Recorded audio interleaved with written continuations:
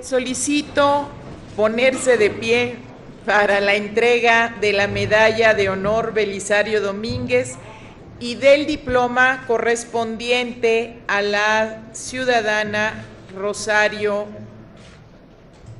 Piedra Ibarra, quien la recibe a nombre de la señora Rosario Ibarra de Piedra y que la acredita como integrante de la Orden Mexicana de la Medalla Belisario Domínguez.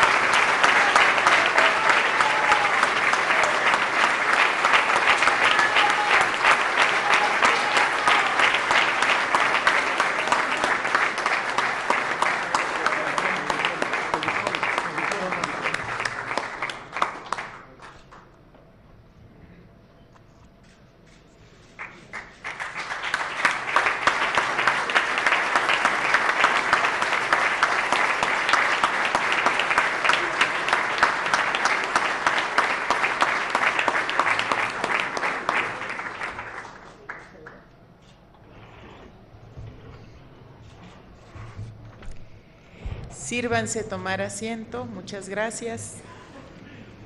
Y se concede el uso de la palabra a la ciudadana Claudia Piedra Ibarra, a nombre de la señora Rosario Ibarra de Piedra, galardonada con la Medalla de Honor Belisario Domínguez 2019.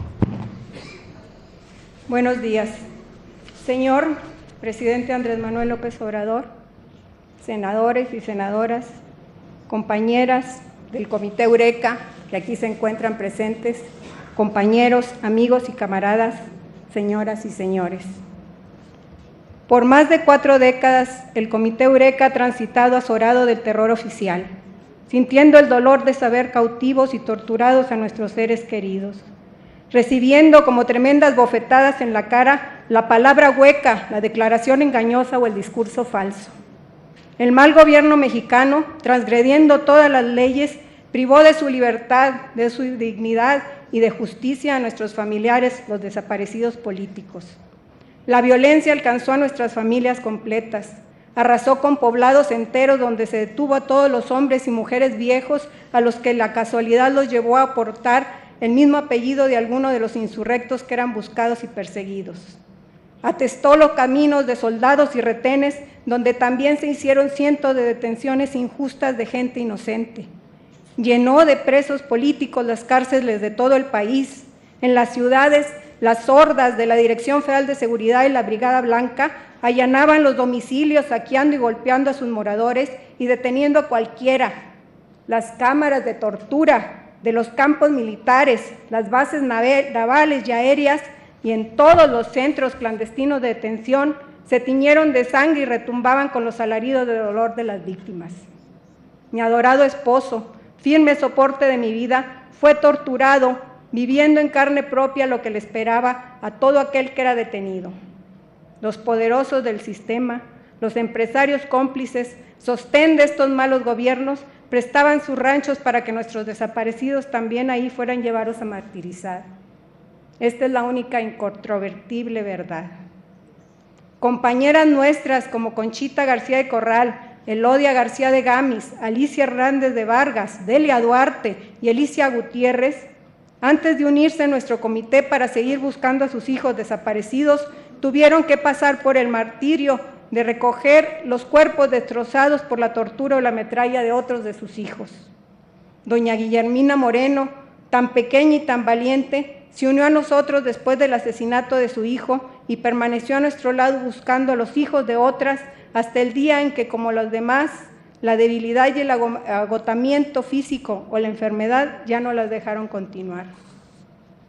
Estos señores del poder quisieron borrar todo rastro de sublevación o rebeldía, pero no pudieron. Siempre queda algo, siempre hay alguien que prosigue por la brecha para seguir abriendo los caminos. Nosotros entonces supimos que no podíamos buscar a los nuestros sin pelear también sus batallas. Teníamos los mismos motivos y las mismas justas razones para hacerlo. No tomamos las armas que defienden o hieren los cuerpos, pero usamos en su lugar todo lo que pudimos y tuvimos a nuestro alcance para arremeter contra las conciencias, para sacudirlas, para indignarlas, para marcarlas con la impronta de la rebelión contra la injusticia. Ellas y todos los queridos y añorados compañeros que murieron esperando saber de los suyos y a la justicia que nunca llegó, están en mis recuerdos, gritando junto a mí por nuestros hijos y familiares, increpando y señalando a quienes se los llevaron, tomando la Catedral o San Hipólito, o la Secretaría de Gobernación, o los recintos legislativos, en las huelgas de hambre o haciendo plantones en las puertas de los campos militares y en los pasos fronterizos, marchando con los movimientos estudiantiles, campesinos o indígenas, volanteando afuera de las fábricas, visitando los salones de clases en las universidades, crucificándonos en el Zócalo o con el rostro cubierto encadenándonos en el Ángel de la Independencia, visitando las cárceles en todo el país, boteando para poder tener recursos para los volantes y los carteles y los costosos desplegados, incitando por todos los medios posibles a las organizaciones políticas, campesinas o sindicales para que incluyeran entre sus demandas principales la presentación con vida de los desaparecidos políticos y llamándolos también a la unidad para defendernos todos con un frente nacional contra la represión, acudiendo a las instancias internacionales defensoras de los derechos humanos para hacerles ver que aquí en México no solo éramos las víctimas de un gobierno represor, sino que también éramos las víctimas de la simulación que provocaba incredulidad y la desconfianza para nuestras denuncias, o reclamando en más de una docena de veces a la ONU por su complicidad con los gobiernos en turno, cosiendo o pegando las fotografías en las mantas, o poniéndoles cordones para colgarlas de nuestros pechos, o reunidas y planificando. ¿Qué más podríamos hacer para convencer a la población de luchar contra la desaparición forzada? Conviviendo y disfrutando y hasta riendo en esos momentos tan preciados y tan íntimos, o uniendo nuestra lucha a las luchas de Latinoamérica, hermanadas por ser víctimas del mismo crimen, enfrentando y denunciando lo que en un inicio era solo sospecha y después supimos con certeza, que la desaparición forzada de los nuestros no fueron abusos o excesos de la autoridad, sino que era algo más profundo y terrible que venía del poder, con toda su perversidad siniestra y que lleva el nombre de terrorismo de Estado. Todas estas imágenes aparecen vivas en mi memoria y siguen siendo el basamento indestructible, los pilares fundamentales que nos sostienen a quienes quedamos para seguir adelante manteniendo siempre nuestra convicción inquebrantable e intransigente de no aceptar nada a cambio por nuestros hijos y familiares. Ellos, los nuestros, se sublevaron como todo revolucionario con su espíritu libertario que intenta cambiar las cosas. Vieron la lucha armada como única respuesta a un régimen represivo, brutal y autoritario, cerrado al diálogo, emponzoñado de soberbia y con las manos bañadas de sangre. Se enfrentaron en una guerra iniciada por el Estado mexicano que con toda su fuerza descomunal acometió contra ellos y contra todo lo que desde su obtuso parecer significara una amenaza para la estabilidad de su nefasto gobierno. La impunidad absoluta de este aparato represor y de sus creadores ha permitido que hasta nuestros días se siga cometiendo la desaparición forzada y se continúa arrojando lodo y agravio a nuestros familiares desaparecidos y a su lucha, que solo fue la continuidad de otras luchas emancipadoras y origen de la nuestra, la del Comité Eureka, que estamos aquí para arrancar de raíz el agravio, para limpiar ese lodo y para seguir luchando por la vida y su libertad, como siempre, con todo el espíritu de una voluntad indómita.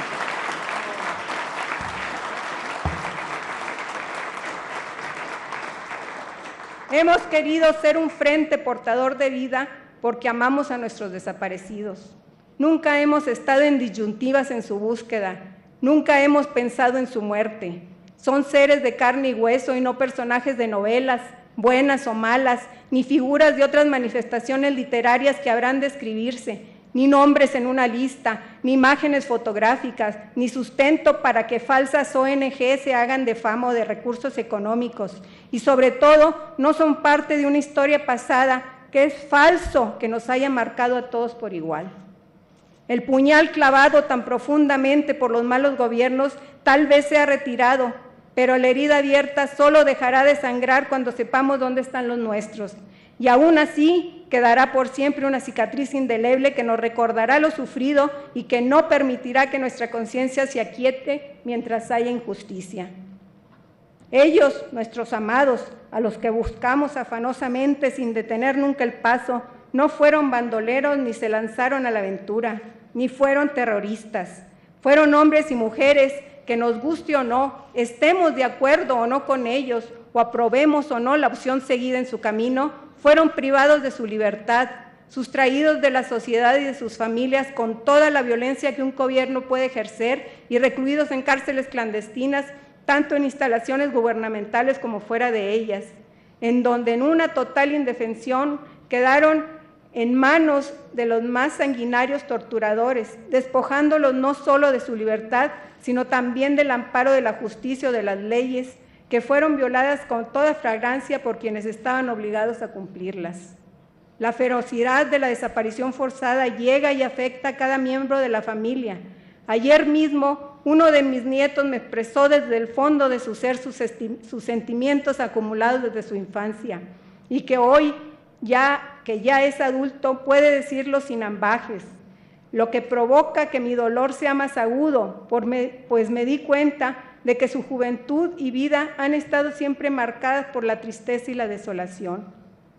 Me dijo: abuela, qué bien que muchas personas estén felices por ese galardón tan importante que te van a entregar, aunque de sobra sé que desde que estoy junto a ti, que esto está muy lejos de ser lo que tú siempre has buscado. Sé, abuela, que lo único que quieres es saber de tu hijo, al igual que todas las demás familias quieren saber de los suyos. Pero quiero que sepas que he vivido muy enojado y hoy estoy lleno de rabia e indignación, porque sé que llevan más de 40 años luchando y esperando para que las cosas cambiaran y para que un gobierno justo llegara y buscara junto a ustedes a sus hijos, padres y hermanos, y que por fin terminara con esa angustia que tanto las agobia y que he visto cómo poco a poco ha aniquilado su existencia. ¿Y qué ha pasado? Más de un año de ese gobierno que creyeron firmemente que sería el añorado y con el cual no habría ningún obstáculo que salvar o acuerdo que negociar como en antaño, y no ha sido así. La justa ira de mi nieto es el resultado de saber que las familias de Eureka hoy seguimos igual que hace tantos años recibiendo escarnio y burla de los funcionarios. La libertad de nuestros hijos y familiares, la justicia, la dignidad del pueblo y la paz siempre han sido nuestras metas, claras, diáfanas, esplendorosas y que no admiten matices o esfuminos. Esta presea, que lleva el nombre de un gran revolucionario, don Belisario Domínguez, y con la cual hoy me honran, trae consigo un gran fardo moral ineludible para mi conciencia y que me alienta aún más a continuar luchando para liberar a esa justicia que fue amordazada y llevada a una cárcel clandestina hace ya tantos años. Señor presidente Andrés Manuel López Obrador, querido y respetado amigo, no permitas que la violencia y la perversidad de los gobiernos anteriores siga acechando y actuando desde las tinieblas de la impunidad y la ignominia. No quiero que mi lucha quede inconclusa. Es por eso que dejo en tus manos la custodia de tan preciado reconocimiento y te pido que me la devuelvas junto con la verdad sobre el paradero de nuestros queridos y añorados hijos y familiares y con la certeza de que la justicia anhelada por fin los ha cubierto con su velo protector. Mientras la vida me lo permita, seguiré en mi empeño hasta encontrarlos. ¡Vivos los llevaron! ¡Vivos los queremos! Rosario Ibarra.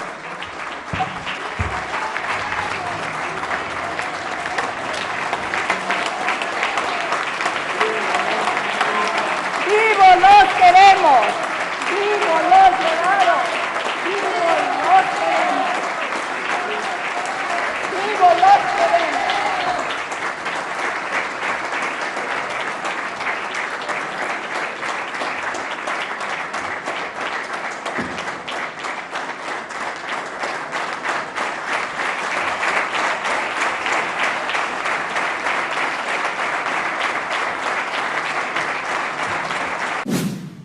Gobierno de México.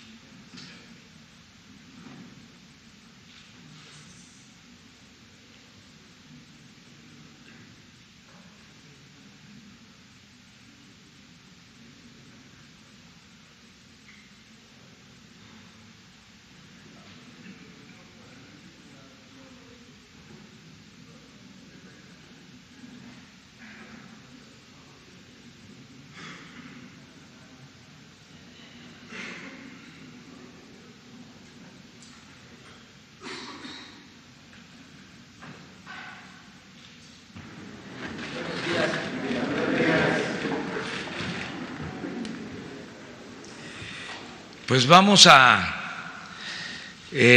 como todos los días a esta hora, vamos a informar a los mexicanos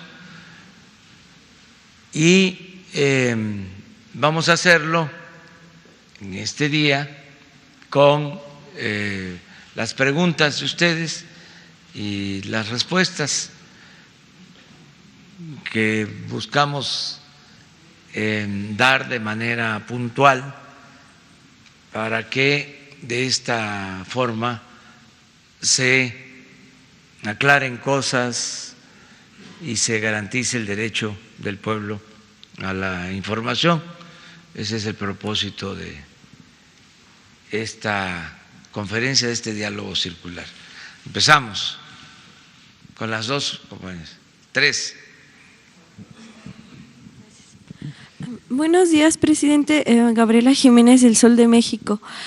Preguntarle, primero que nada, en estos se daba cuenta de que en gobiernos anteriores llegaron a pagar hasta poco más de 6 mil millones de dólares a lo largo de 10 años mediante contratos a empresas calificadoras como Fitch y Moody's.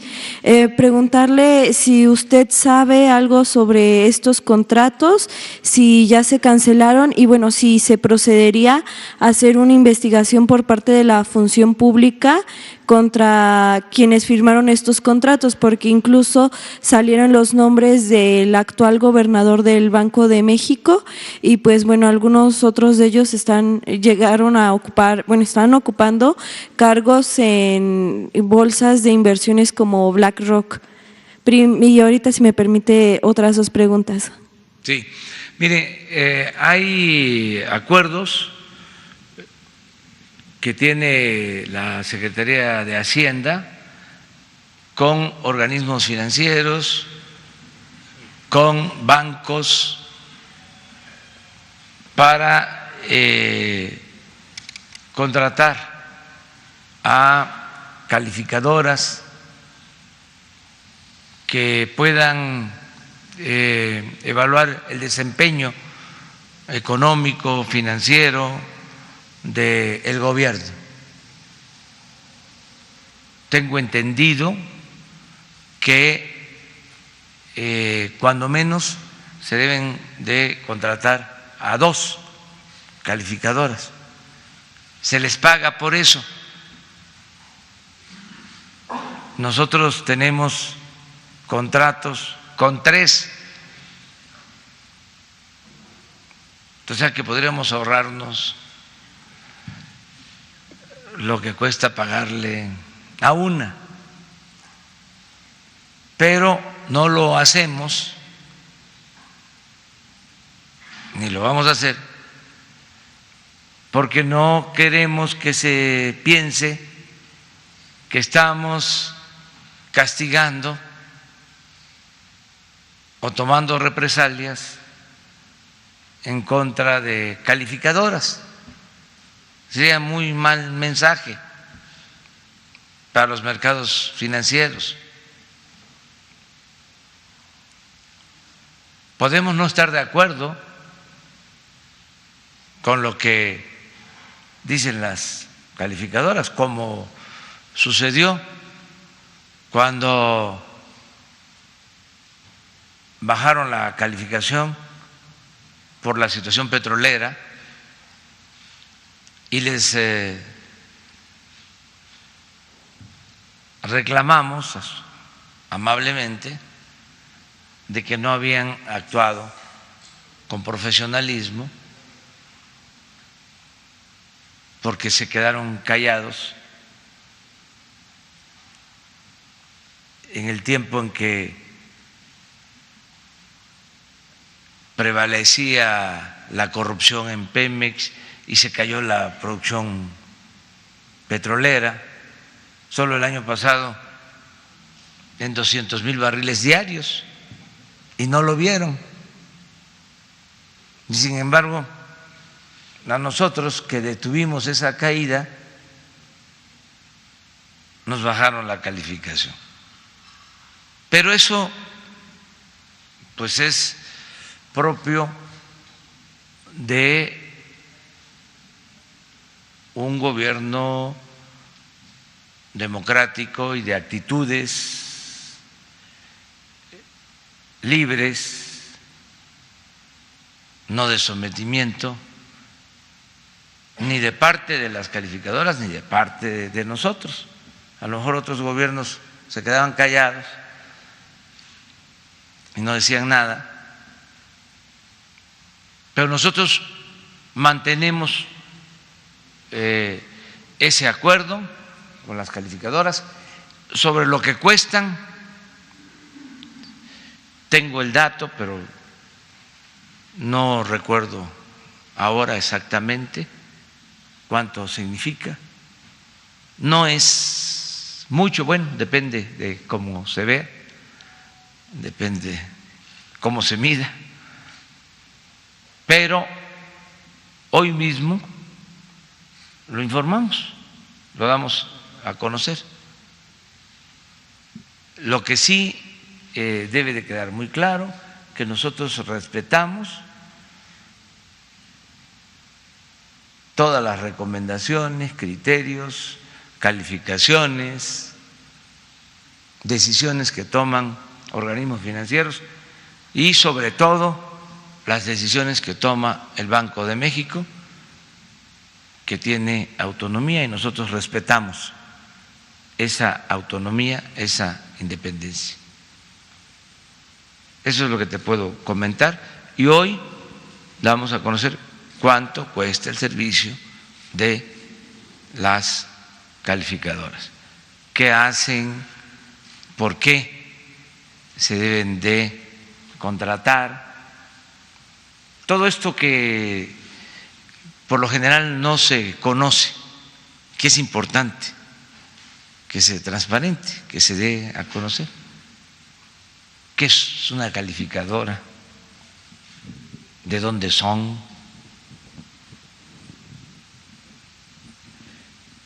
¿Por qué los gobiernos deben de tener estos servicios? ¿Cuánto cuesta ese servicio? ¿Qué es lo que ellos recomiendan? ¿Qué es lo que califican?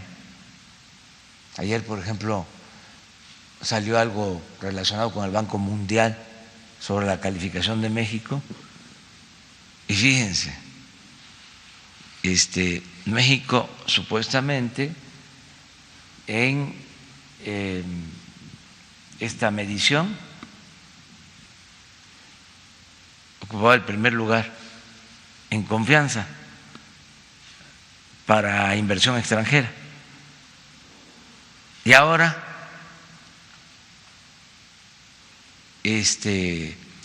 cae al segundo lugar. ¿Y quién creen ustedes que pasa a ocupar el primer lugar? Bueno, Chile.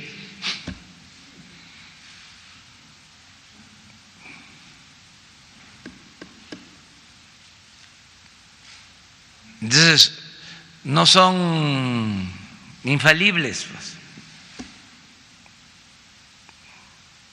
Pero pues somos libres y cada quien tiene su visión, su punto de vista, y respetar. Lo segundo. Y también preguntarle, ayer el secretario adjunto de Estado para Asuntos Internacionales de Narcotráfico, Richard Glenn, decía que pues les preocupaba la estrategia que tenía México para combatir el narcotráfico, y que pues sobre todo por los hechos que habían ocurrido recientemente en Culiacán, y que pues se debía de trabajar en una estrategia conjunta. Saber cuál es su opinión sobre esto y qué respondería a estas críticas que pues bueno están haciendo desde el gobierno de Estados Unidos. Y ya por último también hoy publicamos una nota en donde se registran que la industria constructora ha caído aproximadamente en un 10% desde el mes de agosto. Saber si ya tienen listo el Plan Nacional de Infraestructura, y si con esto ya se levantarían estos índices que pues registraron esta caída desde el mes de agosto. Gracias. Bueno, acerca de lo primero, pues sí hace falta la cooperación, pero con respeto a la soberanía de cada país. No deben funcionarios de otros países opinar, hacerlo. Imagínense que yo declare de que está mal la estrategia que siguen en Estados Unidos porque permiten sin control la venta de armas que se introducen a México para causar la muerte de civiles.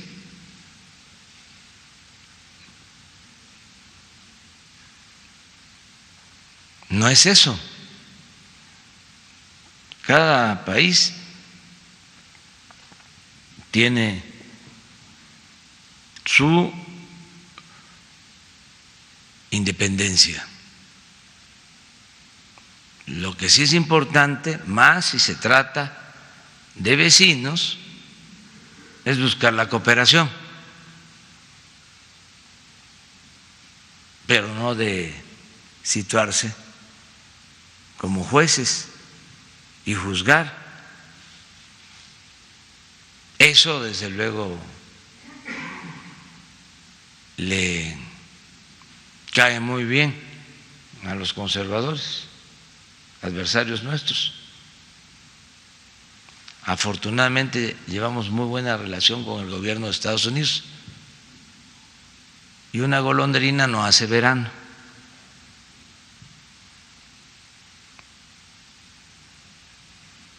La opinión del presidente Trump ha sido de respeto hacia México. Así lo externó en la ONU, habló de respeto mutuo.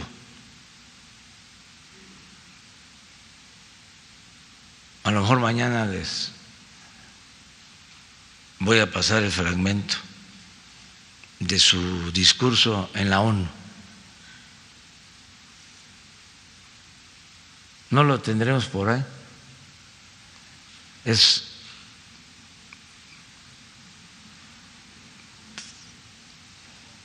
difícil de conseguir, nada más en donde hace referencia. Y aquí alguien que hable inglés nos ayude en la traducción, que pase acá. Es que esto es muy importante, porque también quienes nos están viendo a lo mejor no se enteraron. Si le hablas, aunque bueno, él se levanta temprano, a Juan Ramón de la Fuente, nuestro embajador en la ONU, él me informó y me mandó el fragmento. Entonces él puede enviártelo y vamos a pasar y que alguien lo traduzca. A ver quién habla inglés, que nos haga el favor. Muy bien. Vamos a esperar a ver si nos los pasan. Sí se puede, ¿verdad? Bueno, ustedes son realmente expertos, especialistas. En tanto, ¿terminaste? ¿O porque ahora vamos a contestar? Sí, nada más saber también de que ha caído la construcción, la industria constructora en un 10%. Sí, se está ya trabajando en el plan de infraestructura. Todo esto lleva tiempo, pero ya estamos iniciando obras que generan muchos empleos. Les pongo 3 casos, ¿no? Primero, todo lo que se está haciendo de caminos y obras de reconstrucción. por los daños causados de sismos. Ya se destrabó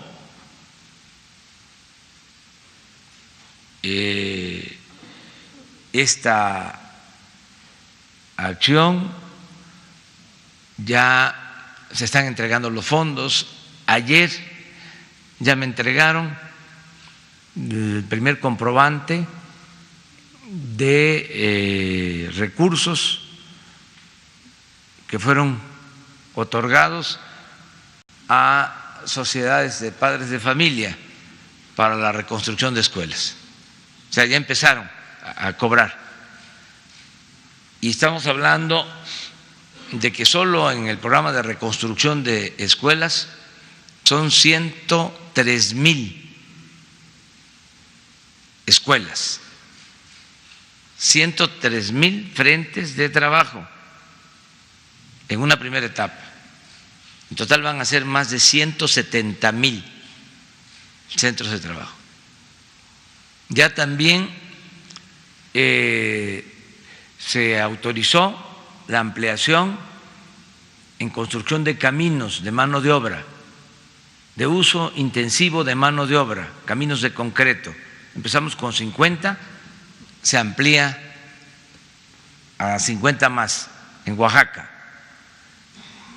Entonces ya empezamos con eso. Eso reactiva mucho la industria de la construcción abajo. Lo segundo, ya empezamos con la refinería, con la construcción de la refinería. Si ustedes van a Dos Bocas, Paraíso, Tabasco, van a ver movimiento de muchos camiones de volteos. Se está trabajando en todo lo que es el relleno del área y ya está reactivada la economía por la construcción, no solo en Paraíso, sino en todo Tabasco, parte Campeche, porque se está echando a andar de nuevo la producción petrolera. Eso es muy importante. Lo tercero, ya resolvimos lo de los amparos del aeropuerto de Santa Lucía. Esa es obra pública también. Estamos esperando que se termine el estudio de ingeniería básica para licitar el Tren Maya, que va a significar miles de empleos. Y también está en proceso el plan para llevar a cabo acciones de infraestructura, vivienda, autopistas y otras obras con la iniciativa privada.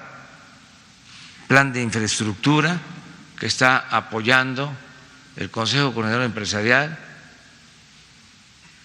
y grupos empresariales como Carso y otras empresas. Entonces, ahí vamos. Todo eso pues lleva tiempo. Yo creo que el ejemplo más claro de cómo no es fácil que camine el elefante es el del aeropuerto. ¿Cuánto tiempo tuvimos que esperar por los amparos? Porque tenemos que actuar con legalidad, pero ya está echándose a andar la industria de la construcción, que es muy importante porque tiene un efecto multiplicador. con la industria de la construcción se generan muchos empleos, se reactiva pronto la economía y estamos seguros que va a desenvolverse la industria de la construcción. Pero entonces ya no va a haber subejercicio en esta industria para este año, porque varios representantes de órganos de esta industria han dicho que la caída, que ha sido la más baja en 12 años, se debe a que ha habido subejercicio en el presupuesto y que pues hubo una reducción considerable. Entonces ya no habría subejercicio y más o menos ¿a cuánto aumentaría? No ha habido, es que ahora sí, de nuevo, tengo otros datos.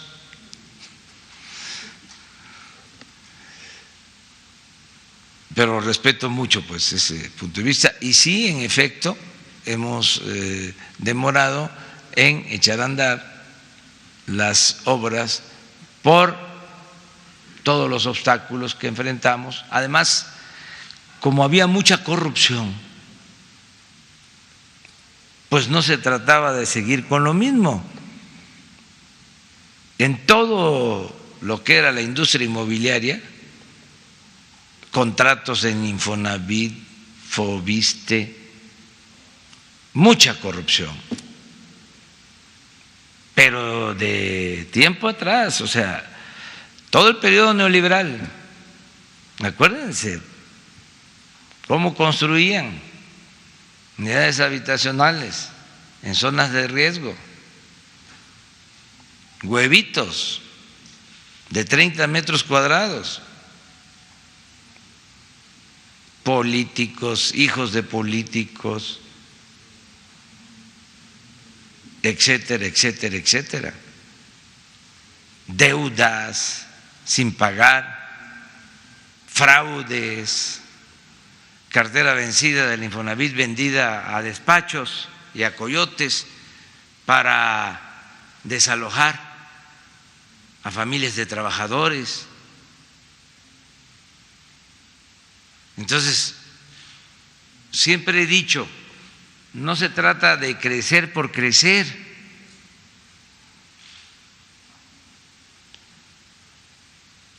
Cerrar los ojos y decir, a ver, no le hace que roben, pero inviertan y que haya crecimiento. No le hacen que destruyan la naturaleza. Usen fracking, usen transgénicos, roben, destruyan la naturaleza, cometan injusticias,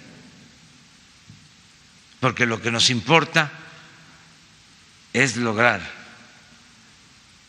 la sacrosanta meta de que haya crecimiento. Así no es la cosa. Queremos desarrollo, queremos bienestar, queremos desarrollo sustentable, queremos desarrollo con bienestar, con justicia. Siempre lo he dicho, lo creo. Progreso sin justicia es retroceso. Y no es lo mismo crecimiento que desarrollo. Entonces yo entiendo, ¿no?, de que hay quienes se desesperan, pero vamos a ir avanzando. Además, es ponernos de acuerdo, aunque nos lleve tiempo, de cómo hacer negocios sin medrar, sin robar, con utilidades razonables. Es reeducarnos.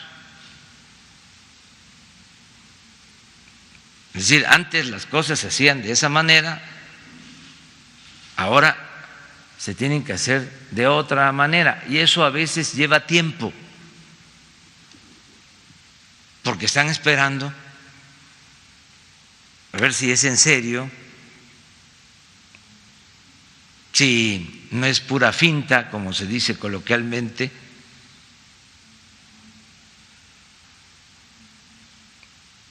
si se cambia de parecer,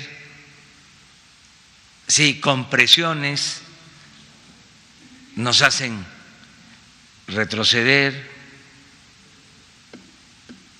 pero como sí es en serio y no se permite la corrupción y no vamos a retroceder, pues se va a ir entendiendo de que ya son otras las reglas para hacer negocios con utilidades razonables y que tenemos que cuidar el patrimonio de todos los mexicanos. Lleva tiempo, hay que tener paciencia y poco a poco vamos avanzando. Bueno, ¿ya vamos a tener eso? Ah, qué bueno. A ver, pero vamos aquí con ella. Buenos días, presidente. Diana Benítez, del periódico 24 Horas. Preguntarle, ayer la Fiscalía de Nueva York indicó que buscará incautar 8 propiedades que son de Rafael Caro Quintero. Preguntarle si habría colaboración del Gobierno de México o en todo caso usted esperaría que esos bienes se queden para el instituto para devolverle al pueblo lo robado. Esa sería la primera. Sí, en todo lo que signifique cooperación para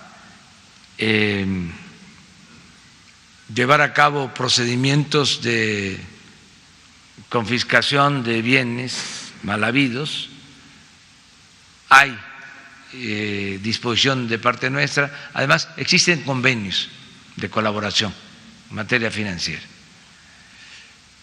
Es incluso algo de carácter mundial.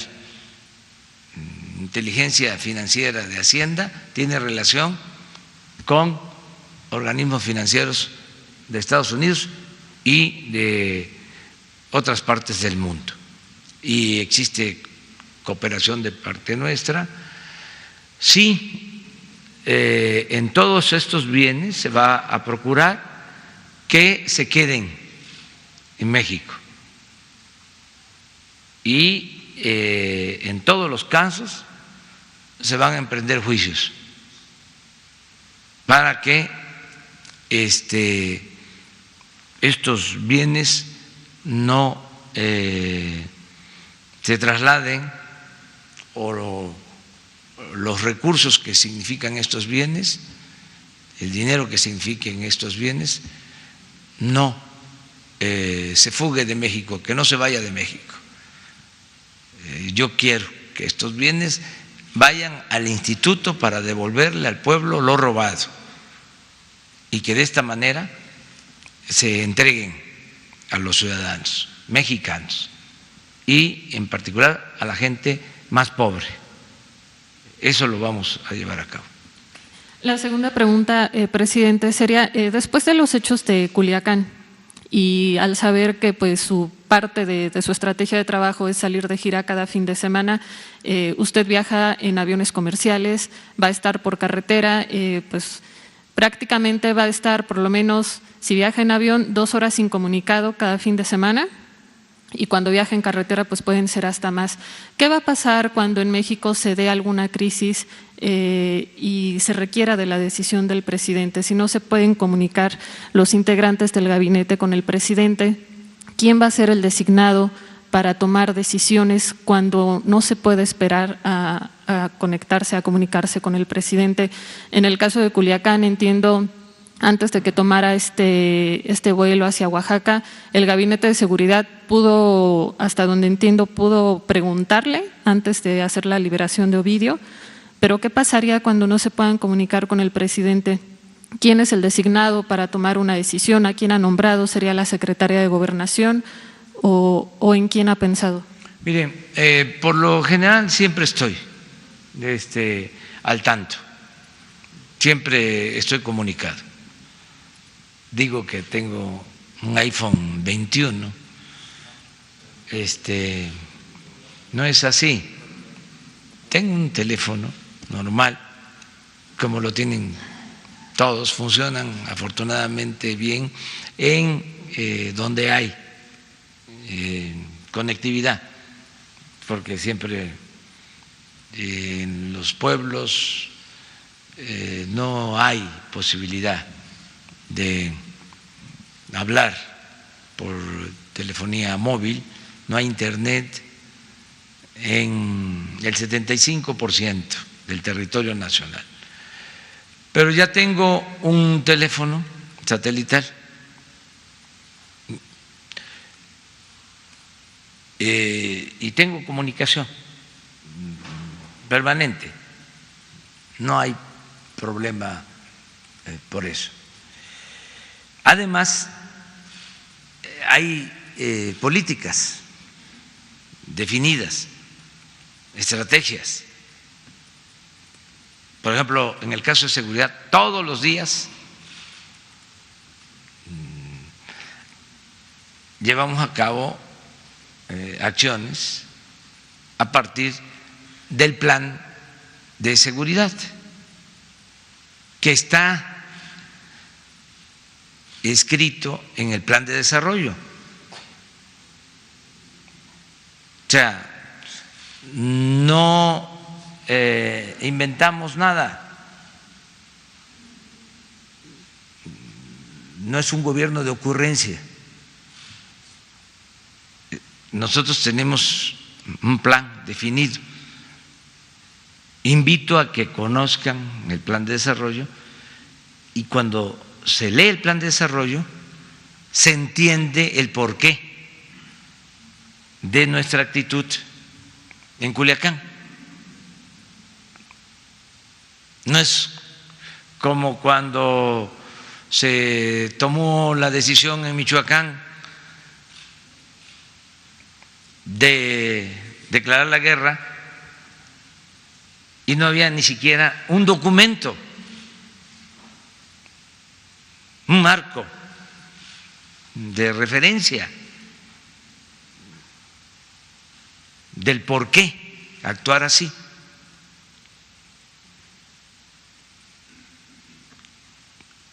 Nosotros tenemos un plan, tenemos una estrategia bien definida en todos los campos y los encargados de las secretarías pues saben qué hacer. En este caso yo pude comunicarme, me informaron, como tú lo mencionas, antes de salir tenía yo la información, tenía comunicación. Cuando llego a Oaxaca, ya nada más se confirma que se había tomado ya la decisión o que ya se había dado a conocer cuál era la decisión del gobierno. Pero ya estaba reunido el gabinete de seguridad. Yo no creo que antes fuese así, porque antes cada quien actuaba por su cuenta. Por eso es muy aleccionador esto que sucedió. Cuando sucede lo de Culiacán, están juntos el secretario de Seguridad, el secretario de Marina y el secretario de la Defensa.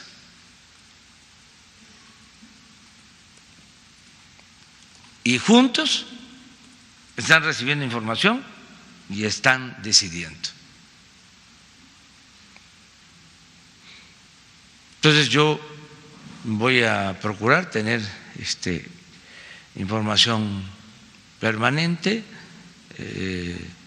para decidir sobre esto. ¿El teléfono desde cuándo lo utiliza? ¿Desde el inicio de la administración o fue apenas que comenzó? Hace poco, porque sí estoy recorriendo pueblos muy apartados y no hay señal ese es otro fraude de la política neoliberal. Hasta reformaron la Constitución. Hubo una reforma a las telecomunicaciones, como la llamada reforma energética, otro fracaso. Y resulta que no se puede hablar por teléfono en el 75% del territorio nacional. Pero bueno, ahora sí tenemos ya un sistema de telefonía satelital. Muchas gracias, presidente. Sí, ya está. A ver, ¿quién traduce? ¿Ya está traducido? A ver.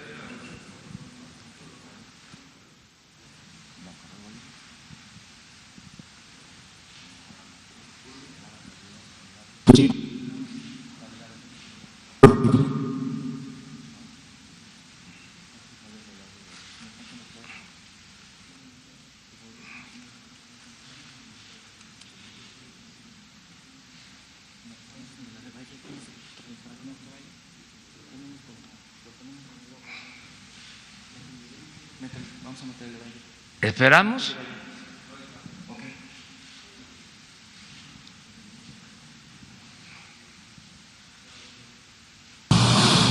Many of the countries here today are coping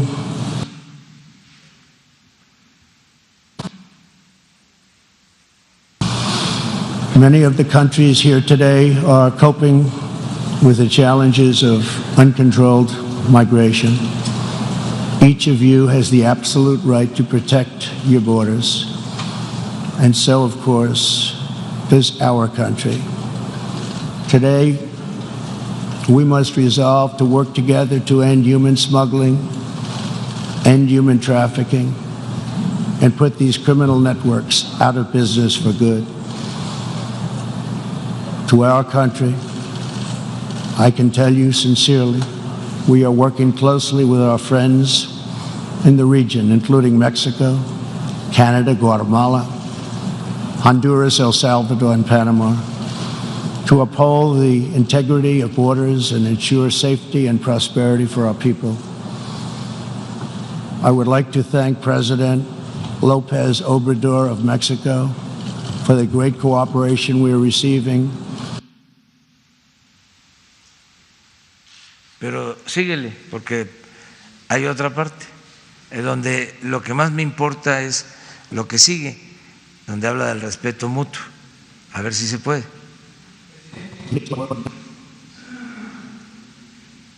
¿O no lo tienen todo? Sí, nada más.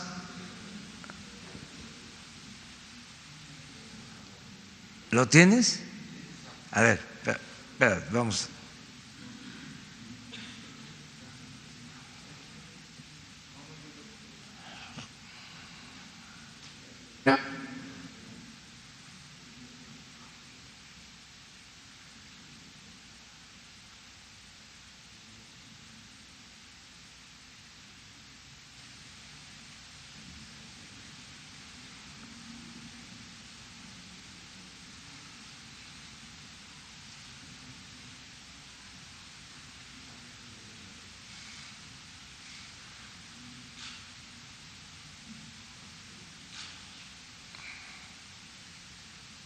Porque esa es la parte que más me interesa, en donde él habla de que nosotros somos respetuosos de su soberanía y que ellos son también respetuosos.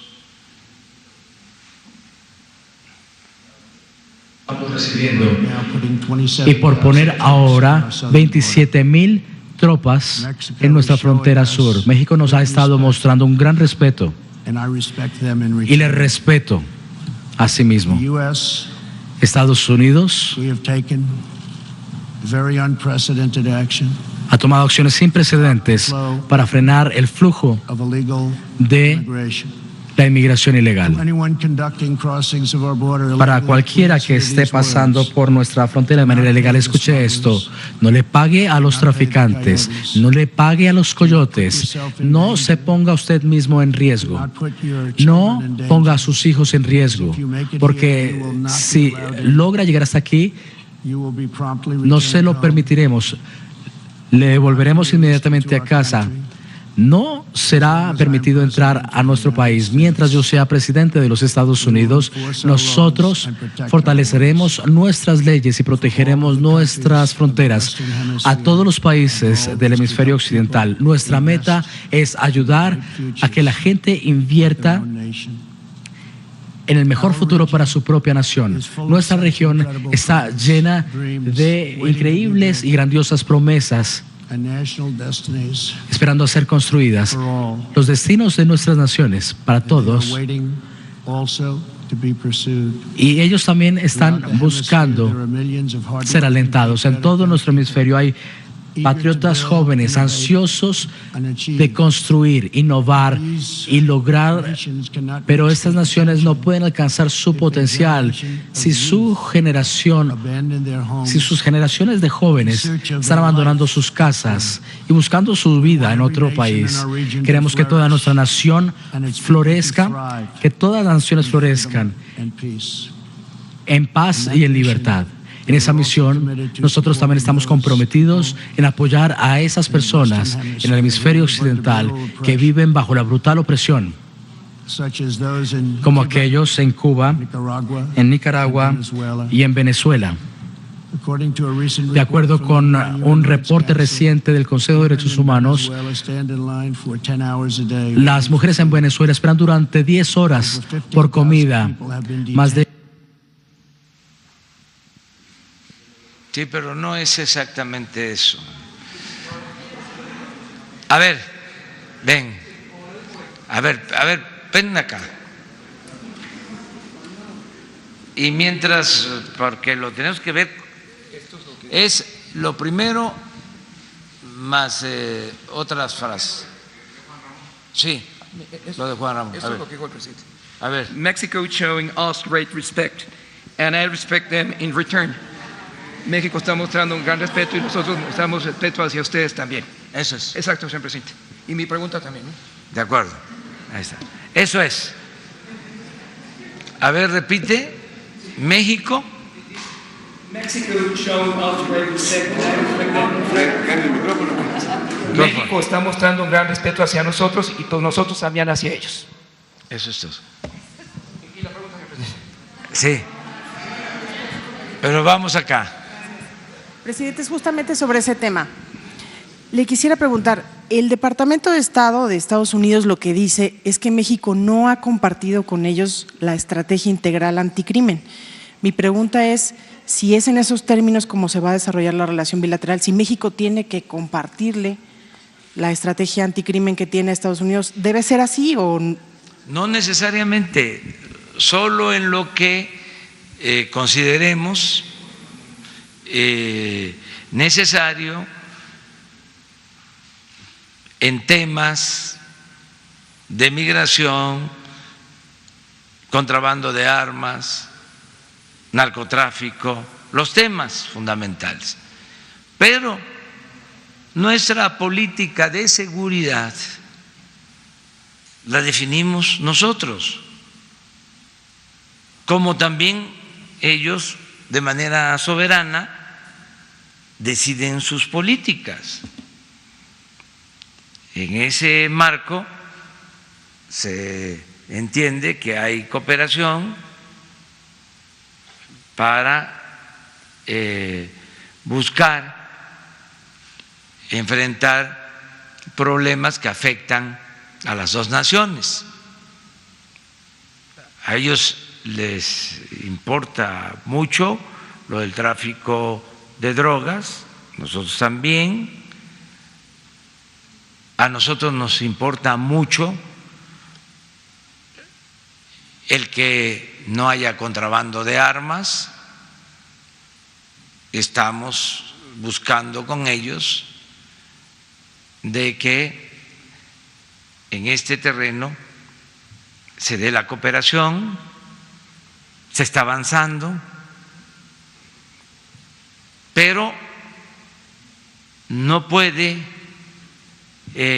ninguna autoridad extranjera decidir sobre nuestras políticas, porque nosotros no vamos a Estados Unidos, ni vamos a Canadá, ni vamos a China, ni vamos a Rusia, ni vamos a Guatemala, a ningún país, a decirles lo que tienen que hacer, porque somos un país libre y soberano.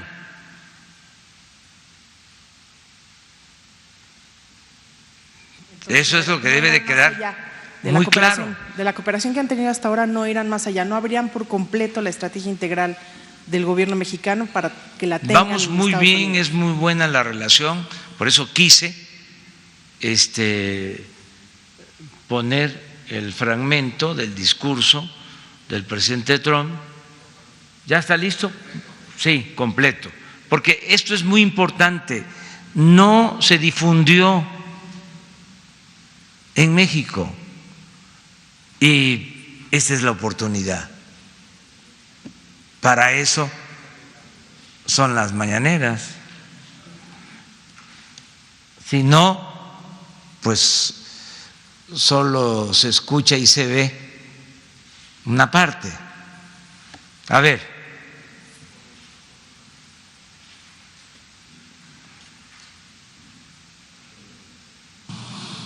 Many of the countries here today are coping with the challenges of uncontrolled migration.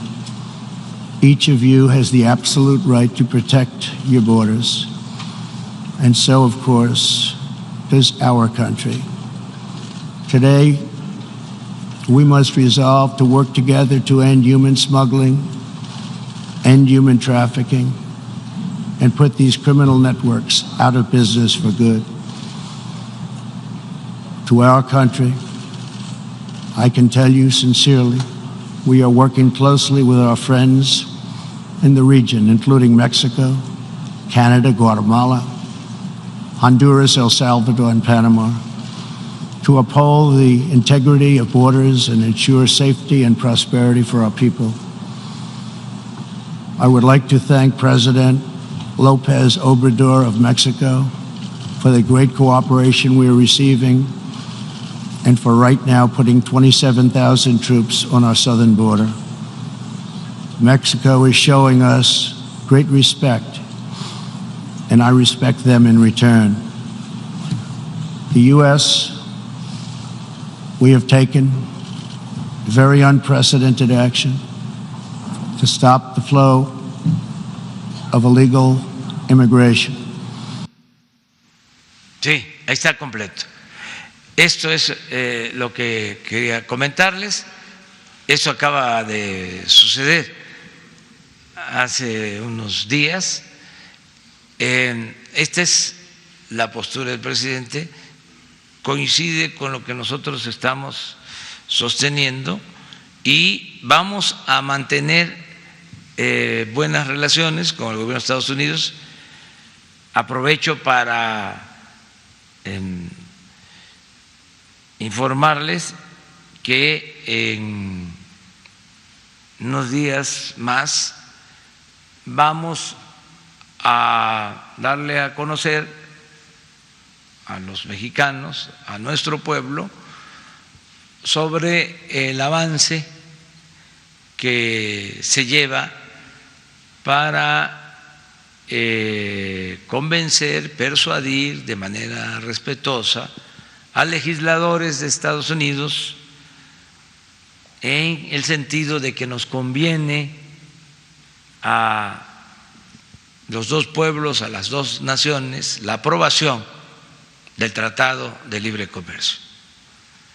Todo lo que se ha hecho con los legisladores, tanto del Partido Republicano como del Partido Demócrata. Les vamos a presentar un informe va a estar el secretario de Relaciones Exteriores, Marcelo Ebrard, la secretaria de Economía, Graciela Márquez, la embajadora de México en Estados Unidos, Marta Bárcenas, y nuestro representante en esta negociación sobre el tratado, Jesús Seade. Él está dedicado a atender este asunto que consideramos importante para la economía y el comercio de México, de Estados Unidos y de Canadá. Entonces vamos a informarles, les adelanto de que vamos bien, estamos optimistas y consideramos que esto va a ayudar mucho a la economía de los tres países. Es algo bueno, benéfico para el pueblo de Canadá, de Estados Unidos y de México, y por eso se va a llevar a cabo un informe. Esto es el complemento de estas buenas relaciones que tenemos. Y en otro tema, presidente, quisiera preguntarle sobre el activismo que ha registrado en Chiapas su hermano Pío López Obrador. Ayer se presentó junto con 21 alcaldes que militaban en otros partidos políticos y ahora van a militar en Morena. Quisiera conocer su opinión sobre el hecho de que él mantenga un activismo, hay denuncias de que se están ofreciendo estímulos presupuestales a los alcaldes para pasarse a Morena. ¿Qué piensa? Pues habría que probarlo. Seguramente es una nota del Reforma. Y suelen distorsionar las cosas, no ser profesionales. Desde luego, no debe de haber influyentismo, ni amiguismo, ni nepotismo, ninguna de esas lacras de la política. Lo que se me hace una exageración, y ojalá y se verifique, es asegurar de que se ofrece que no van a haber auditorías a quienes participen en Morena, como que pinta para calumnia, para aquello de que la calumnia cuando no mancha tizna. Entonces, está mal que familiares, que amigos tomen esas decisiones, pero hay que ver si es cierto, porque los conservadores y sus voceros, sus medios, están últimamente muy nerviosos, como desquiciados, inventando cosas, vuelan mucho. Entonces hay que serenarnos y hay que actuar con objetividad, con profesionalismo y con respeto a los lectores o a los ciudadanos.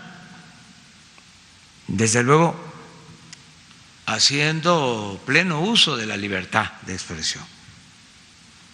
Pero entonces no hay nadie de su familia que esté autorizado a realizar gestiones. Nadie de mi familia. Hay hasta un memorándum que di a conocer acerca de cómo ningún familiar,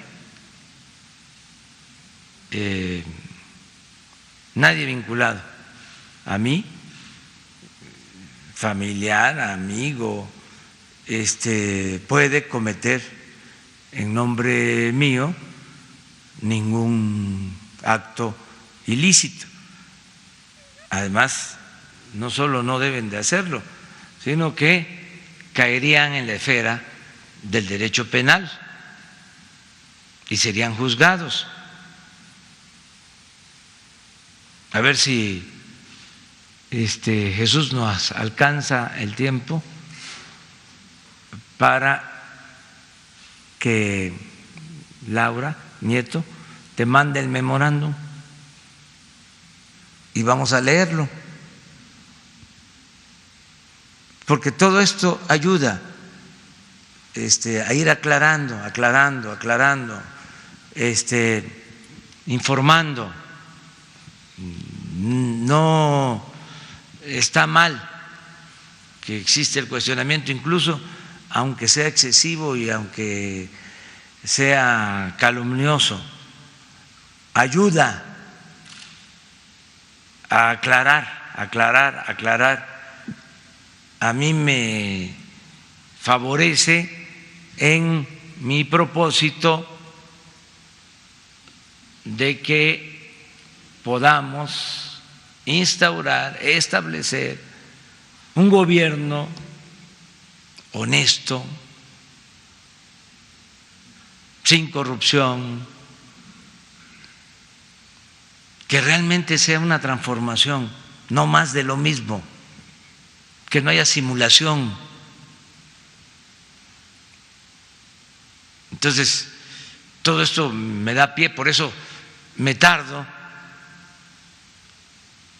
de por sí no hablo de corrido, pero ayuda mucho, porque un dirigente debe de informar, orientar, concientizar, es pedagogía política. Y el fenómeno o los procesos de comunicación no son simples, sencillos, son bastante complejos. Tenemos la fortuna de que nos ven en la mañana muchos ciudadanos, me lo dicen donde voy. Dice, me levanto temprano o no me pierdo las conferencias. Además hay registro de que en efecto sí nos ven. Entonces, imagínense, antes nosotros nos subíamos a los camiones, yo me subía a los camiones urbanos en las esquinas con mis volantes y hablaba ahí a los que iban en el camión y les entregaba volantes y me bajaba por la puerta de atrás y esperaba al otro y me subía y hacía lo mismo, entregaba volantes y me bajaba y me hacía yo como 20, 30, 50 camiones diarios. ¿A cuánto les hablaba? Eso era lo mejor. Pues podía yo hablarles a 300, 400, 500 personas. Eso cuando empezamos a darnos cuenta que era lo mejor que convocar a un acto, porque como había miedo, llegaban 20, 30, a veces 5 o 2 o 3, de todas maneras hablaba en el aparato de sonido porque estaban desde la casa escuchando. Imagínense ahora que nos ven, que nos escuchan miles, pues es una dicha enorme. Por ejemplo, esto, ¿no? Miren, como he sabido, esto es un memorándum del 22 de octubre del 19.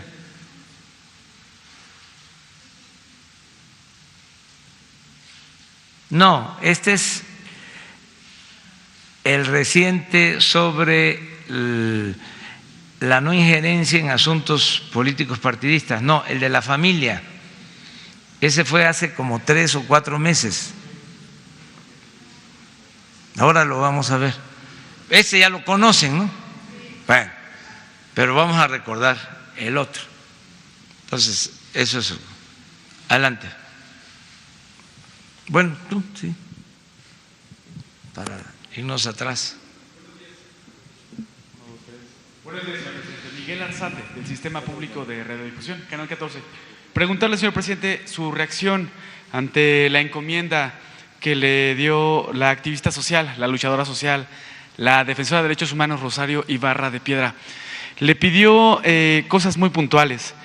Le pidió que se quedara al encargo del reconocimiento que recibió y que se lo devuelva con la explicación de qué pasó con los seres queridos desaparecidos. También le pide que no deje que la violencia y la perversidad de gobiernos anteriores aceche y siga afectando a la población, que no queden las tinieblas de la impunidad y la ignominia. Preguntarle cómo toma usted estas palabras, cómo acepta usted esta misión o esta encomienda, qué acciones va a tomar y qué impresión tiene tras este mensaje. Gracias. Bueno, ayer que asistí al Senado a esta ceremonia de entrega de la medalla Belisario Domínguez a doña Rosario Ibarra de Piedra, pues me llené de sentimientos por todo lo que significó este homenaje a doña Rosario. Creo que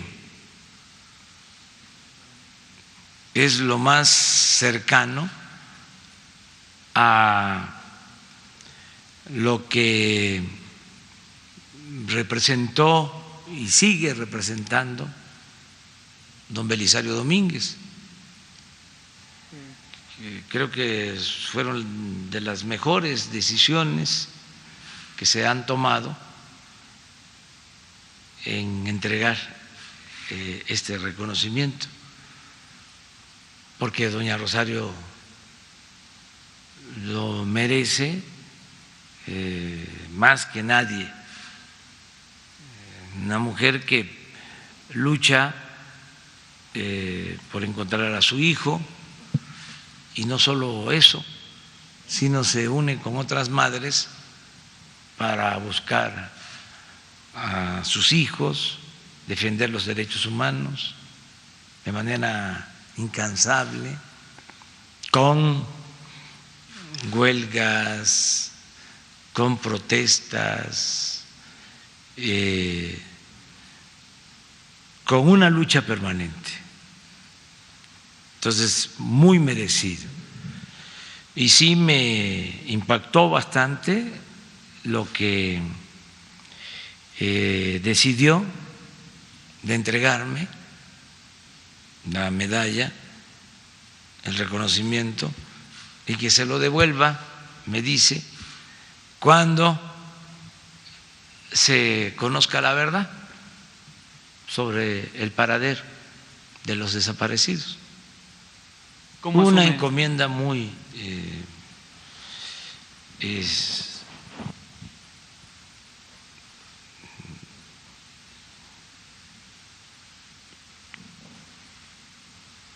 profunda, muy humana y al mismo tiempo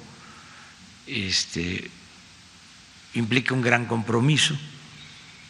Lo asumo porque tengo esa convicción. Voy a seguir buscando que se conozca la verdad. ¿Alcanzará el tiempo, lo que le queda a su gobierno, para que acabe la impunidad, para que acabe la violencia, para saber qué pasó con los desaparecidos, con Ayotzinapa, por ejemplo? Vamos a continuar. No vamos a dejar de trabajar en este sentido. la Secretaría de Gobernación, que antes se caracterizaba por ser una institución encargada de reprimir, ahora su misión principal es la defensa de los derechos humanos. Toda esa secretaría tiene que ocuparse de la búsqueda de desaparecidos y de garantizar que no se repitan actos autoritarios, violaciones de derechos humanos. Ese es el gran cambio. Esa secretaría que tenía túneles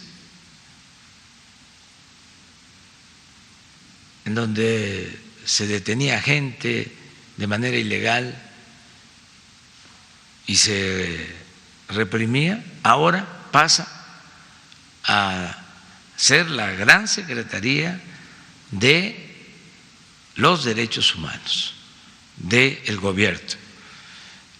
Y vamos a apoyar todas estas acciones y vamos a cumplir todo lo que humanamente me sea posible hacer para cumplir con la encomienda que nos deja doña Rosario.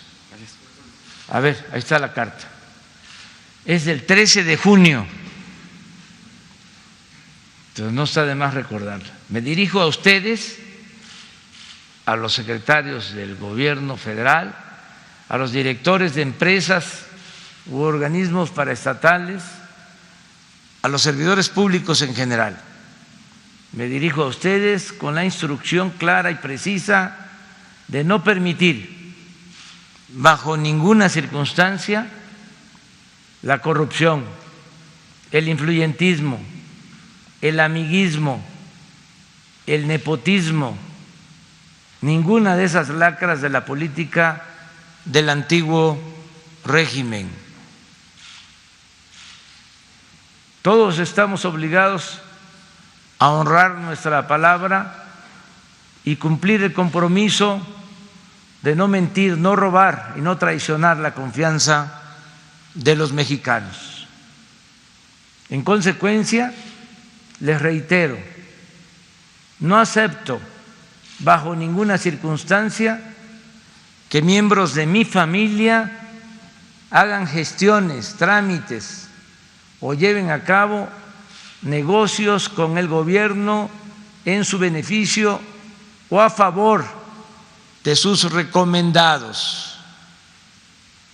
Esto incluye a mi esposa, hijos, hermanos, hermana, primos, tíos, cuñados, nueras, concuños y demás miembros de mi familia, cercana o distante. Ustedes no tienen la obligación de escuchar propuestas indecorosas de nadie y en el caso de mis familiares ni siquiera de recibirlos en sus oficinas o contestarles el teléfono.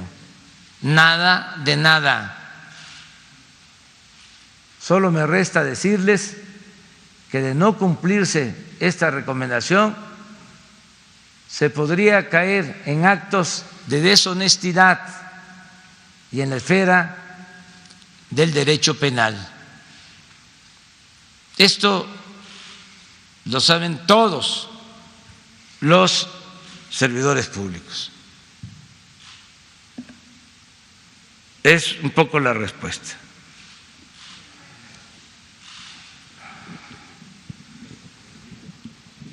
Gracias, presidente. Marco Antonio Olvera, del diario digital Bajo Palabra.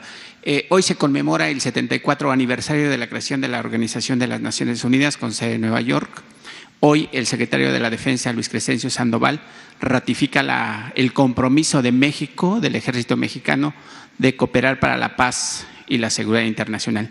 En ese sentido, presidente, ¿cuál cree que es el talón de Aquiles para América Latina, de los pueblos que hoy viven pues varias revueltas, y quisiera que me diera una opinión sobre el tema. Bueno,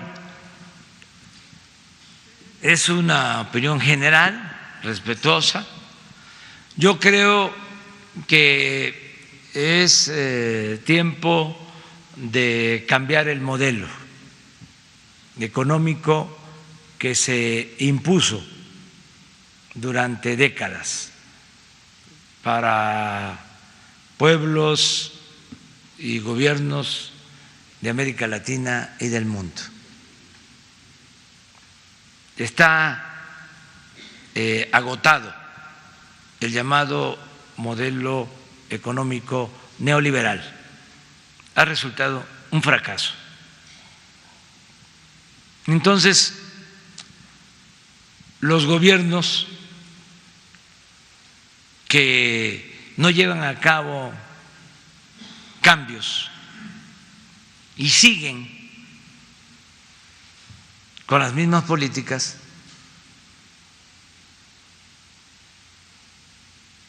enfrentan problemas con sus pueblos, porque ya la gente no quiere más sacrificios solo para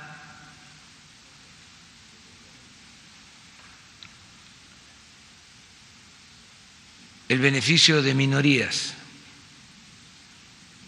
Es muy injusto. Toda la política privatizadora fue un fracaso. Solo benefició a pequeñas minorías, empobreció a millones de seres humanos. Por eso los movimientos de rebeldía, de inconformidad, nosotros,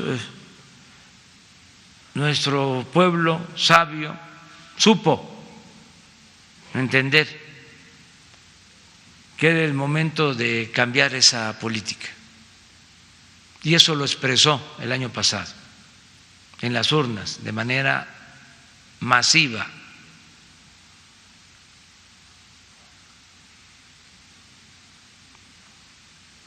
Y estamos llevando a cabo una transformación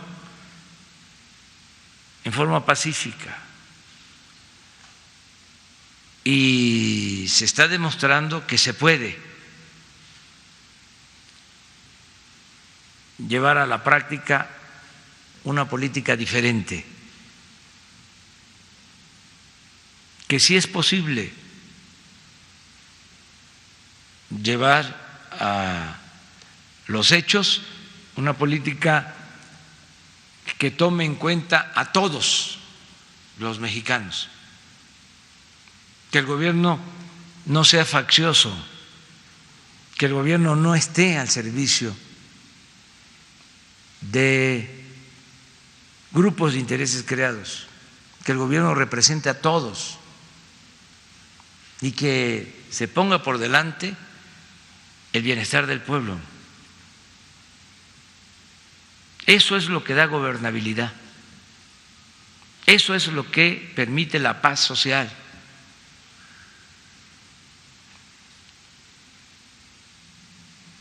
Esa es mi reflexión. Afortunadamente, esto se viene entendiendo, aceptando por todos los gobiernos. En el caso de Ecuador, supieron dar marcha atrás a la medida de aumentar el precio de los combustibles. Claro, no solo por eso fue la manifestación, pero esto es lo que provoca el que se desate la inconformidad. Pero ¿de dónde viene eso de aumentar el precio de los combustibles?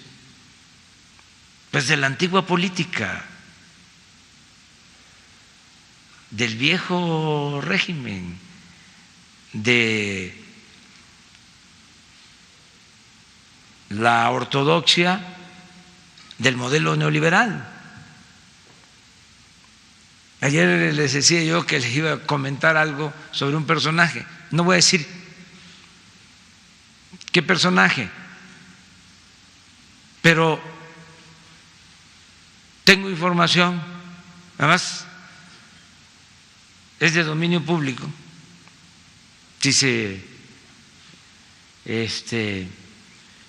investiga, de que un personaje muy influyente, un potentado, le recomendó al gobierno pasado que aumentara al doble la gasolina, el precio de la gasolina en México. Esto casi al inicio del pasado gobierno. ¿Y qué creen? Le hicieron caso. Hagan la cuenta de cuánto costaba la gasolina al inicio del pasado gobierno y cuánto terminó costando al final del gobierno. ¿Quién fue el potentado? No, eso ya investíguenlo ustedes. Pero lo que quiero decirles es, aquí en México, porque esa mentalidad era la que prevalecía. Resuelve el problema de finanzas públicas, ten más presupuesto, aumenta la gasolina, aumenta el precio de la gasolina.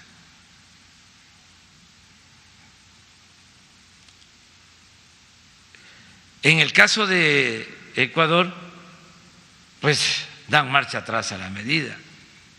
En el caso de Chile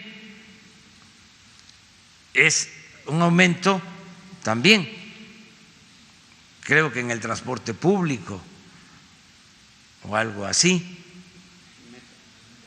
al metro. Y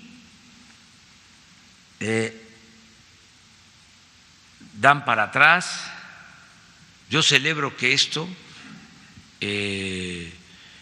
lo estén haciendo los mandatarios de esos países, porque sería temerario el sostener a sangre y fuego esas medidas. En el caso del presidente de Chile hasta ofreció disculpas en un acto que consideró de honestidad, una rectificación, pero al final es el mismo esquema, ya no se puede aplicar esa política.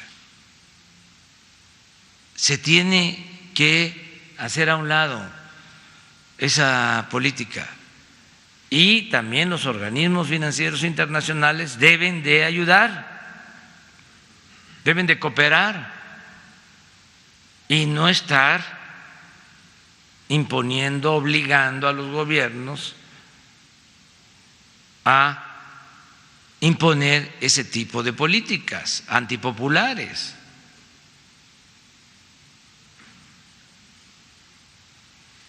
Yo espero que estos cambios se sigan llevando a cabo, porque de esa manera se logra el desarrollo, el bienestar y lo más preciado, la paz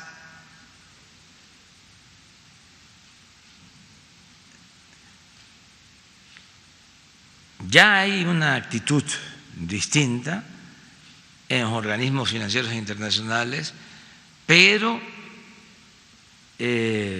todavía hay resistencias, como en todo.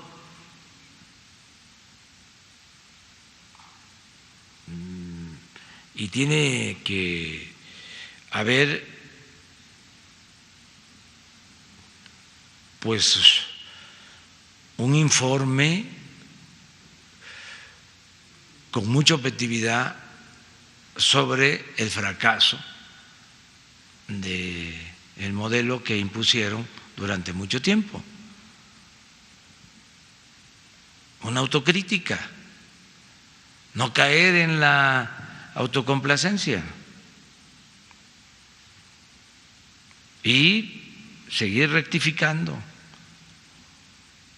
y cambiar ya esa política y poner por delante el bienestar de la gente, la felicidad del pueblo.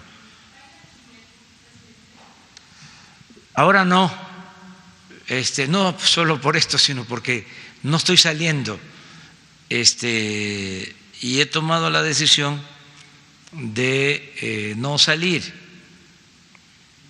solo por un hecho especial que consideremos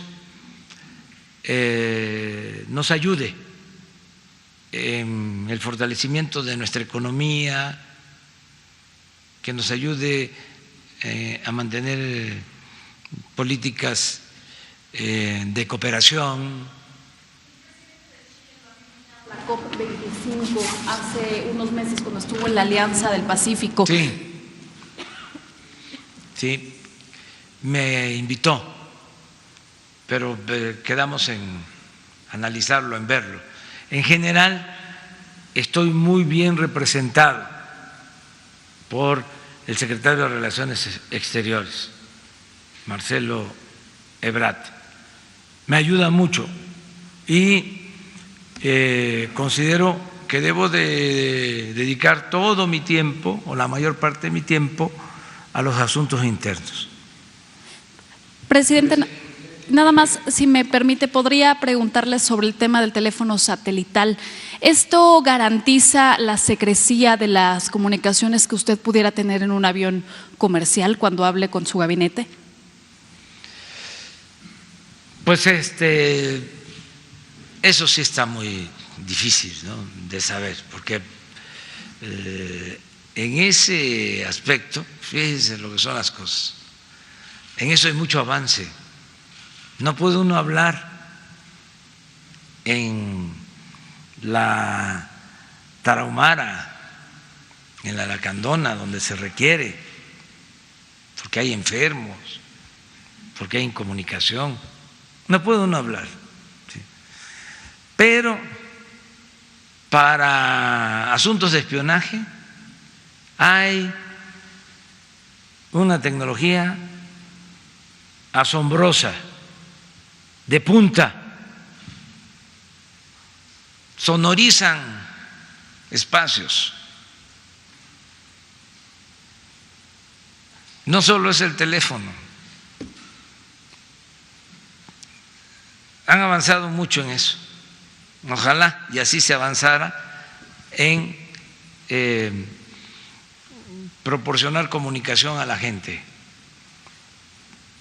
a los ciudadanos. Entonces, también no sabemos, pero como lo que hacemos es totalmente transparente, podemos decir las cosas, ¿no?, con claridad. La segunda pregunta, presidente, si me lo permite. En el gobierno de Enrique Peña Nieto, David Penchina y Murat, el actual gobernador de Oaxaca, fungieron como directores del Infonavit. Se autoentregaron bonos millonarios, que eso es un fraude. ¿Qué va a hacer su gobierno con respecto a estos exfuncionarios y uno actual que gobierna el estado de Oaxaca, que además es uno de los más pobres del sureste mexicano, y que ahí está gobernando como si no pasara nada, y que finalmente los platos rotos que han pagado esos bonos, por supuesto, han sido pues los trabajadores que han sido desalojados de sus casas, de sus departamentos. ¿Cómo va a actuar con este funcionario, con estos funcionarios que además David Penchina fue un precursor de la mal llamada reforma energética, que incluso hizo viajes a los Emiratos Árabes y países grandes productores de petróleo para asesorarse en el tema de la reforma energética, presidente? Mire, ya hemos hablado bastante de este tema. Nosotros sentimos que no debemos presentar denuncias a autoridades de los gobiernos anteriores, porque tendríamos que hacerlo a los o enjuiciar o pedir los procesos de juicio a los expresidentes. Esto ya lo he hablado mucho y hemos decidido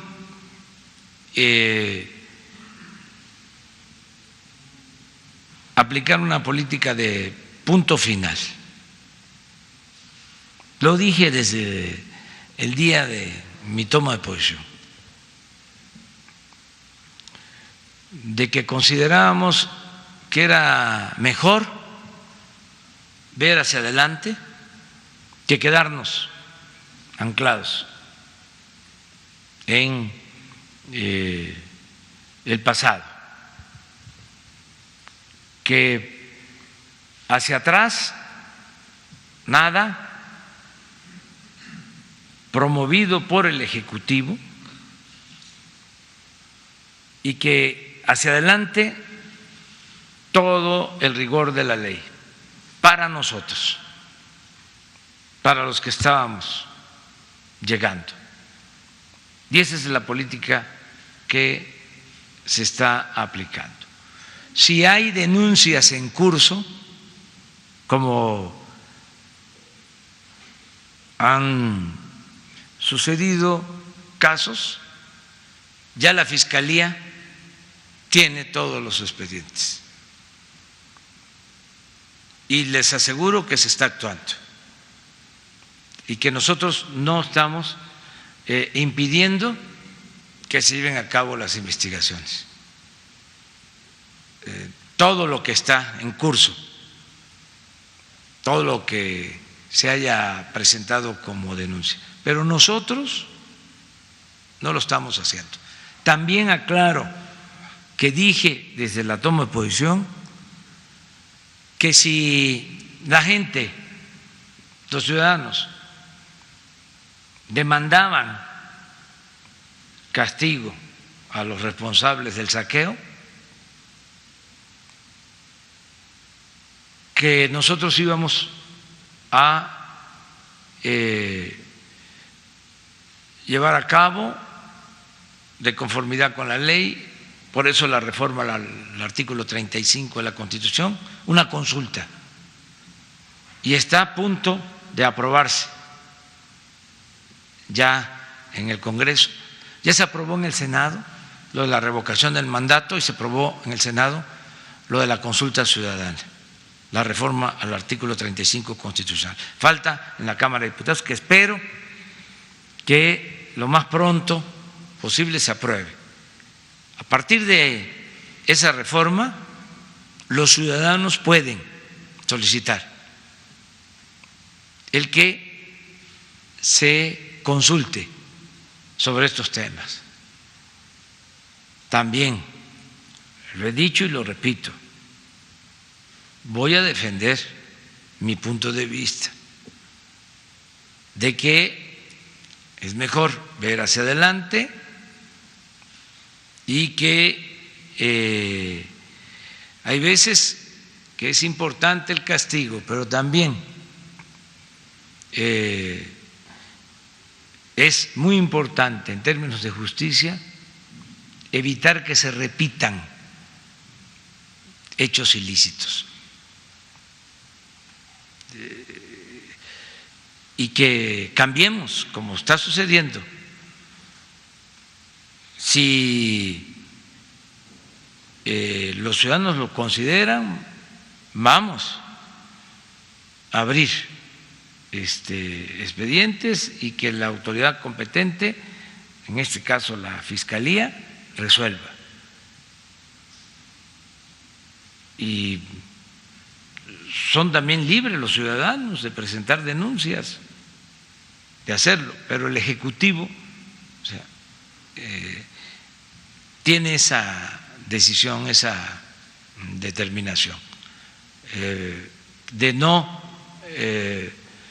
apostar a la persecución. No es muy fuerte la venganza. Y yo sé bien que lo mejor es que nunca más vuelvan a saquear a México, que se estigmatice por completo al corrupto, que se estigmatice por completo al que se dedique a la delincuencia, tanto a la delincuencia de cuello blanco como a la delincuencia común, que eso sea mal visto y que pongamos por delante la honestidad y que busquemos vivir en una sociedad mejor. Y el gobierno puede, con su ejemplo, moralizar la vida pública de México, purificar la vida pública de México. Eso es mucho mejor que el espectáculo o que la simulación, esto que hacían de que agarraban chivos expiatorios y ellos mismos después hacían cosas peores.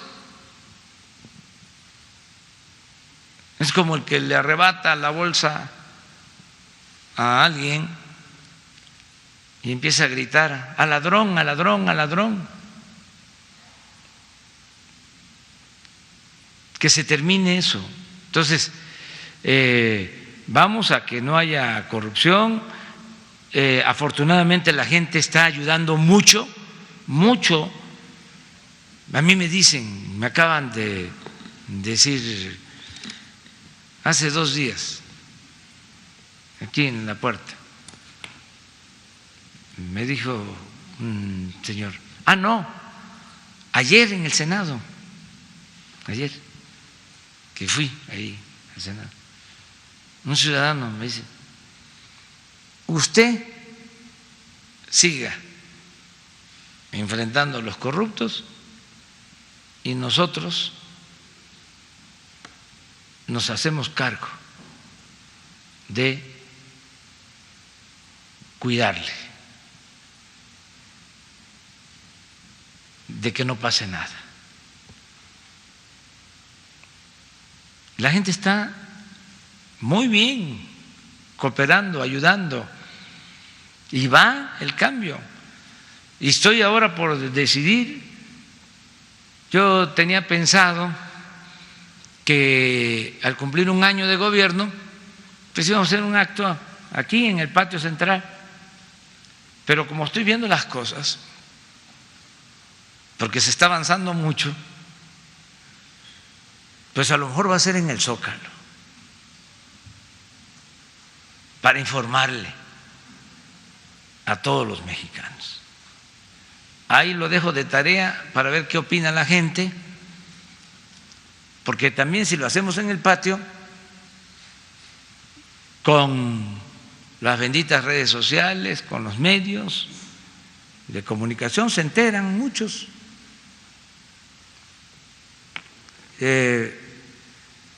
Si lo hacemos en el Zócalo, lo importante es también la participación de los ciudadanos, los que quieren participar, no olvidar de dónde venimos, cómo fue que se logró este triunfo, no abandonar la comunicación directa con la gente, y el Zócalo, el corazón. No sería un acto, un informe, pero digo, no van a faltar los músicos. ¿Por qué no vamos a tener música? No un informe, pero pues pueden haber bandas, música del país. No cuesta porque ayudan mucho los músicos. Ahora que estuve de nuevo en Oaxaca, impresionante las bandas de los pueblos, en todos los pueblos. Imagínense lo bello que es, lo satisfactorio, el sentimiento que produce ver una niñita de 6 años con un saxofón tocando, y todos los niños ahí. Eso es arte, es cultura, eso es Oaxaca, pero así es México, así es nuestro querido México. No va a faltar un jaranero, ¿no?, que quiera venir, un flautista. Hay un flautista Franco que es extraordinario, de lo mejor del mundo, que lo invitemos. Pero bueno, ya ese es otro asunto. Nos vamos, nos vemos mañana. Nos apuntamos, tú primero mañana, ¿de acuerdo? Adiós, adiós.